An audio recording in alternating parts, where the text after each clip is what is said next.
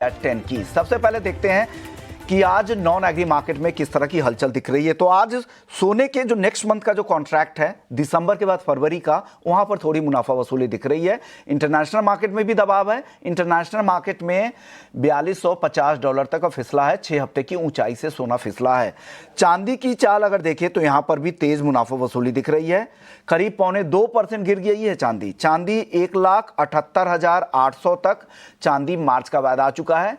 जो दिसंबर का वायदा है उसकी एक्सपायरी है 5 तारीख को। तो जो भी ट्रेड हो रही है वो अगले मंथ के कॉन्ट्रैक्ट में मार्च में हो रही है। वहां पर आज काफी ज्यादा गिरावट दिख रही है और वही हाल इंटरनेशनल मार्केट में भी यहां पर काफी मुनाफा वसूली दिख रही है। लेकिन अब आपको क्या करना है, इस गिरावट के बाद और वेट कर ले और गिरने का, या खरीदने में जल्दबाजी करे, यही आज हम जानते हैं अपने मेहमान से। हमारे साथ रवि देवरा हैं, कुबर्जी ग्रुप के फंड मैनेजर है और हेड ऑफ रिसर्च भी है। शुक्रिया रवि जी और गुड मॉर्निंग। सबसे पहले चांदी से शुरुआत करते हैं। चांदी काफी कमजोर आज के सत्र में दिख रही है, लेकिन ओवरऑल ट्रेंड तो काफी ज्यादा पॉजिटिव है। आप बताइए इसे क्या माना जाए आज की गिरावट को, और कैसे इसे प्ले करना चाहिए इस गिरावट के बाद।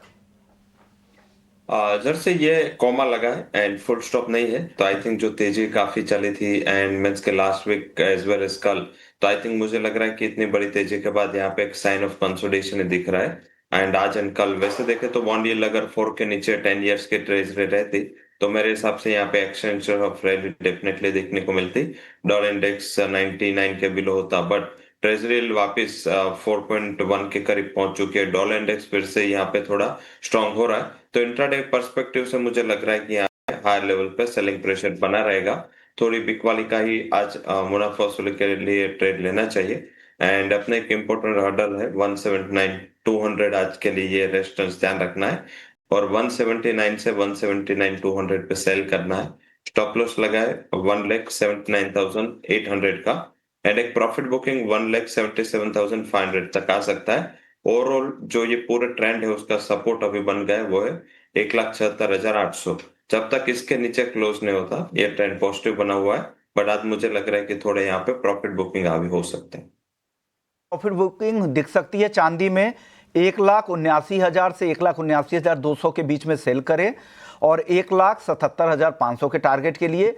ये सिर्फ आज के लिए है, जो ट्रेड करना चाहते हैं उनके लिए, इंट्राडे के लिए, ट्रेडर के लिए। ये ट्रेड नहीं है कि आपको इस सबको बेचकर निकलना है। ये सिर्फ आज के लिए बताया गया है रवि जी की तरफ से। आगे भी आपको राय दी जाएगी और आप अपने भी एडवाइजर से राय ले सकते हैं।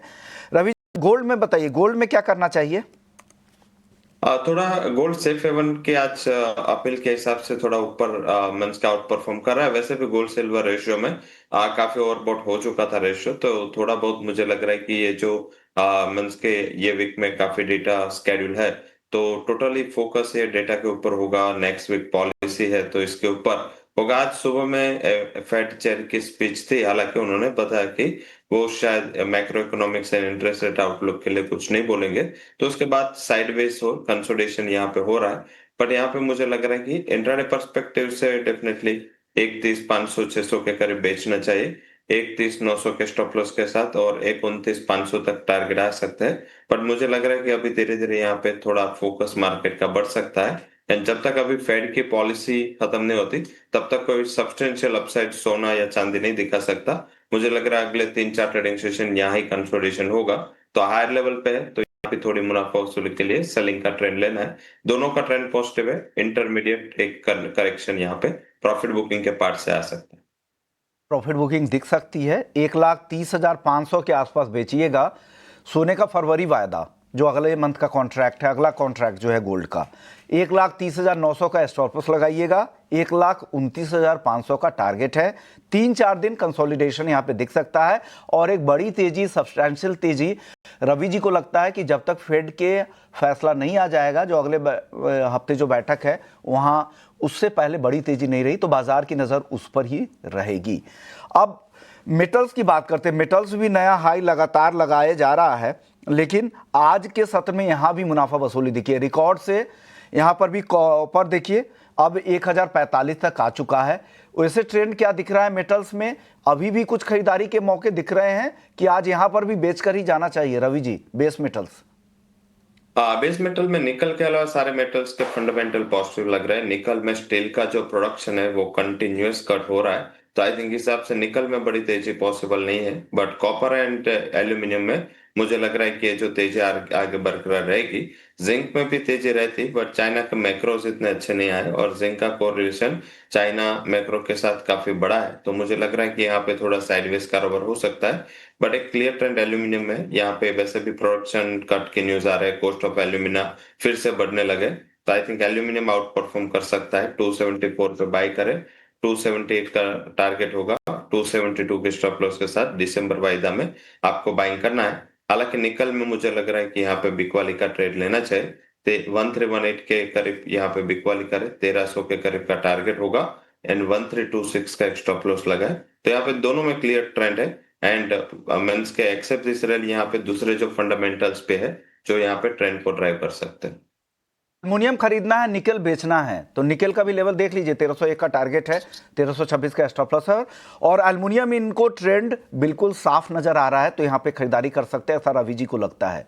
स्टॉप लॉस भी दिए गए हैं, वो भी ध्यान रखिएगा। कॉपर भी इनको पॉजिटिव लगता है, लेकिन कन्विक्शन का जो इनका भरोसा जहां पे ज्यादा है वो है एल्युमिनियम का, वो ध्यान रखिएगा। और जिंक इनको लगता है साइडवेज रह सकता है, लेकिन निकल में आपको बिकवाली करनी है। कच्चा तेल कल हमने रिकवरी देखी थी, आज भी दायरे में है, क्या लग रहा है, स्थिरता दिख रही है, लेकिन ओपेक प्लस ने कहा है कि अगले साल की जो पहली तिमाही होगी वहां पे कोई भी प्रोडक्शन में बदलाव नहीं करेंगे। लेकिन जियोपॉलिटिकल रिस्क जिस तरह से बढ़ते जा रहे हैं, चाहे वो यूएस वेनेजुएला को लेकर हो या फिर रूस और यूक्रेन को लेकर, वापस से जिस तरह से यूक्रेन ने ड्रोन अटैक किए हैं, इन सब खबरों का क्रूड पर क्या असर होगा? कुछ सपोर्ट मिल सकता है? ऑलरेडी ओवरसोल्ड जोन में है क्रूड सर।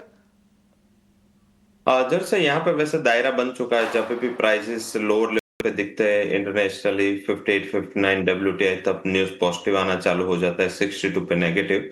सिमिलर वे में 61 62 पे ब्रांड एंड अपर साइड जब ये 67 के करीब जाता है, तो वैसे दायरे का ही ट्रेंड है, कोई ज्यादा गैप नहीं है। बट जो ओपेक का डिसीजन है, मुझे लग रहा है कि यहाँ पे ट्रेंड को सपोर्ट कर सकता है। लेवल स्पेसिफिक 5320 पे बाई करे, दिसंबर वायदा, स्टॉप लॉस 5270 का लगा है और ये रिकवरी जारी रह सकती है 5410 का टारगेट के लिए। एक बड़ी अनसर्टनिटीज है, वो दूर होती हुई दिखी, तो मुझे लग रहा है कि यहाँ पे थोड़ी रैली और एक्सटेंड हो सकती है।